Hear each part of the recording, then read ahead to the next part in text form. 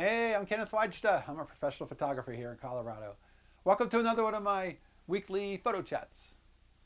So today I want to talk about what is a good gift now that it's holiday season. What's a good gift for a photographer? And I've often said one of the best gifts you can give to a landscape photographer is a good alarm clock and a sunrise and sunset chart, because that's really what is most important, that they get out and be there a good half hour before sunrise and a good half hour after sunset. I remember being up in Rocky Mountain National Park with a friend, and we were photographing sunset over one of the peaks, and it was a beautiful sunset, and there were other people there with their phones, or some had cameras and they were photographing. And then the sun set and everybody left.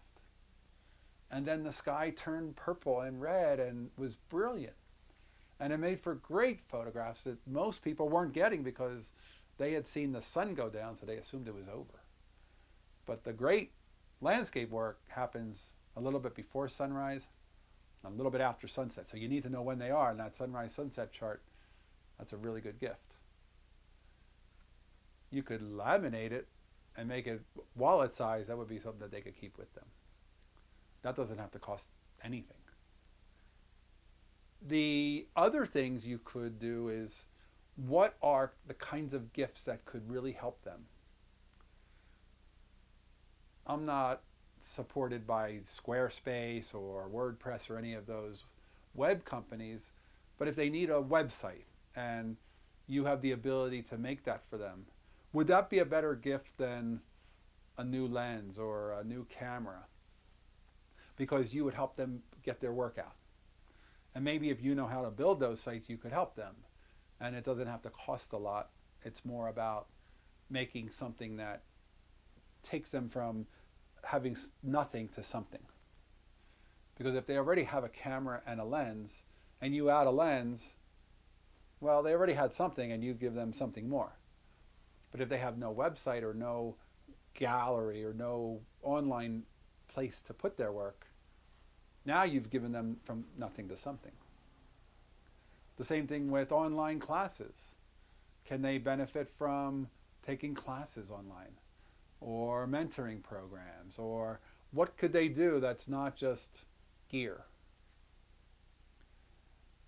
Or, assuming we'll be past this pandemic at some point, would a gift certificate to travel to a different state, a rental car, and a couple of days worth of food to go travel to the next state over and photograph in a place that's new? Would travel be a better use of getting them inspired to make better work? Because often when I hear people say, I want to shoot great photos, what should I shoot? Of course the answer is, what can you shoot? Maybe you don't need that new lens. Maybe you need a trip to Paris. Maybe if that lens is $2,000, you should fly to Paris for that. And that will be more valuable to creating photographs than the new lens will, and staying home in Kansas. So, and then there's always, of course, gear. You could buy a gift card to a camera store. You could do B&H, you could do KEH, you could probably do a lot of different places. I've often thought, well, at that point, why not just give cash, which is a gift card to everywhere? But the goal is, what can you do to inspire somebody that would be not just the obvious gear? It might be education, it might be experience. I think experience is probably the one thing that is difficult. Are there any local workshops that are happening in your area and local photo centers that you could get them a gift card to? Now you're not only supporting the art center, but you're giving them something that they can learn a new skill with if they're interested. I teach at the Colorado Photography Art Center, and I have students come out, and I enjoy that. I wonder if any of those are gifted to them. But that's a good example of, what can you do that's not the obvious gift. The obvious gift is buy them a new lens, buy them a new camera bag, or anything like that. I'm a big fan of using camera bags that I find either at thrift stores or antique shops that are old leather bags, or bags that aren't even made for cameras that just will work well with my cameras. So maybe find one of those. Find a cool leather bag that you think would be a good fit for them for their cameras, but it's not from the camera store, it's from the antique store.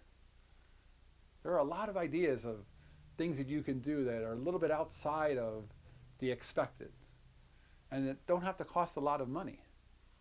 But they show that I'm thinking of you. I want to make and give you something that shows you that I really appreciate it. You're a landscape photographer or you're a street photographer. I'm going to get you a new pair of shoes because I know that the most important thing in street photography is great shoes so that you're comfortable walking for long periods of time. That would be an interesting gift for a street photographer, a gift card to a local shoe store. Especially if they don't buy typically really good shoes, and now you're giving them the ability to buy one pair of really good shoes. But the idea of what can you do that's different than what is expected, or a little bit outside of when they open it, they go, wow, I never thought of that. Those make the best gifts, I think. And then lastly, and with no less value, a photograph. A piece of work that you made.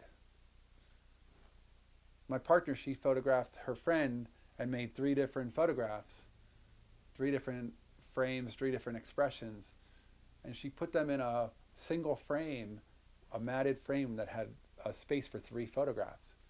And it's art. They're black and white photographs, and they are absolutely art.